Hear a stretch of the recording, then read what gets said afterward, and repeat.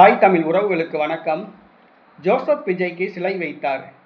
முதலமைச்சர் ஜோசப் விஜய்க்கு சிலை வைத்தார் என்ற தலைப்பில் இந்த காணொளியை காண்கிறோம்.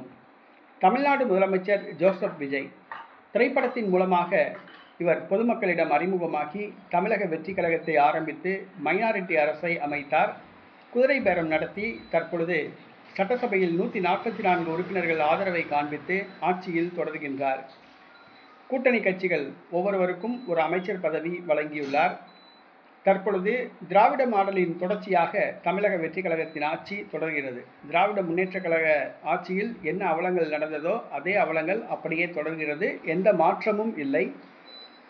ஆட்சி மாற்றம் நடந்துள்ளது, ஆள் மாற்றம் நடந்துள்ளது, அடிப்படை மாற்றம் நடக்கவில்லை. இந்த சூழ்நிலையில் தமிழ்நாடு முதலமைச்சர் ஜோசப் விஜய்க்கு சிலை வைத்துள்ளார். தமிழக வீட்டு வசதித்துறை அமைச்சர் ராஜ்மோகன் கடலூரில் ஒரு கோயிலில் நேர்த்திக்கடன் நிறைவேற்றுவதற்காக ஜோசப் விஜய் சிலை செய்து கோயிலில் வைத்துள்ளார்.